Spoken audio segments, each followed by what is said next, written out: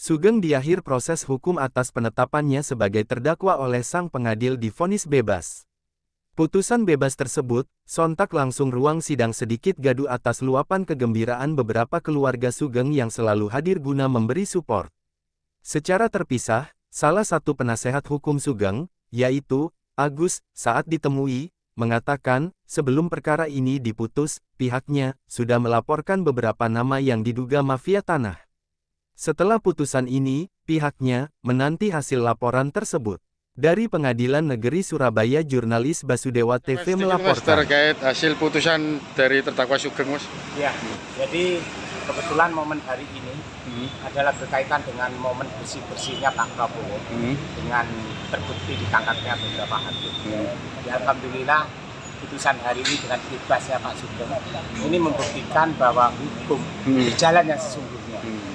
Terkait dengan dakwaan Pak Sugeng, sehingga mulai dari tersangka sampai dakwaan ini sudah kami sinyalir bahwa mulai dari desa Care itu sudah bermain tentang tanah yang ada di Blorjo dan yang merupakan tanah leluhur mereka. Mulai dari perubahan petok D yang dirubah oleh para Care, kemudian dinaikkan sampai BPN berubah jadi sertifikat.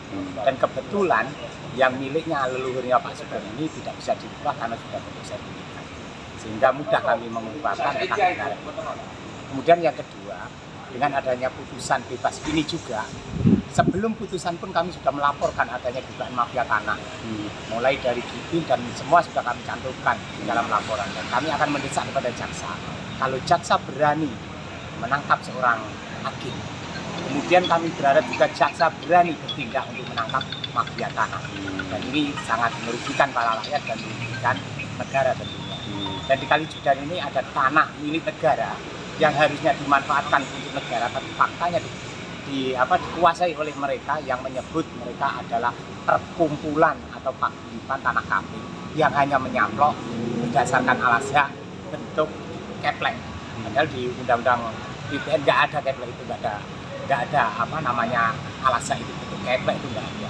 Inilah bukti bahwa mafia tanah harus kita berantas. Gitu.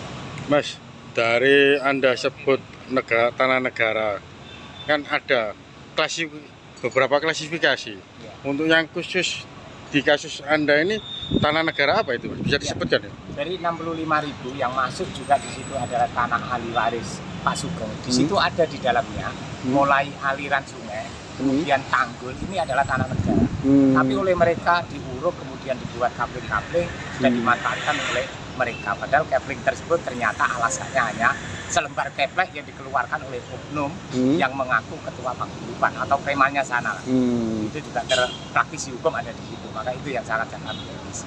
Mas, tanah tersebut masuk zona milik provinsi atau pemerintah kota, Mas? Itu masuk zona pemerintah kota. Zona pemerintah kota. Ada juga yang masuk zona pemerintah provinsi. Ada dua berarti itu ya? Ada dua masuk di situ.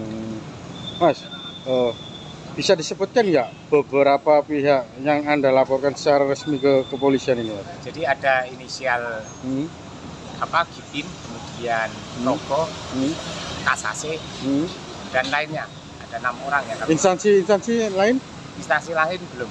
Belum. Jadi hanya perorangan yang kami indikasikan itu bermain mulai dari petok D atau bung kretek itu yang dirubah secara sepihak. Apa juga termasuk pihak pelapor Pak Sugeng?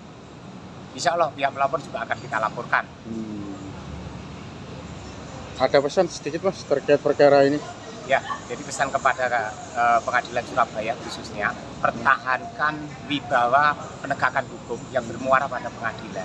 Karena disinilah tempat rakyat yang tidak tahu dan tidak mampu berhadapan dengan hukum bergantung nasib.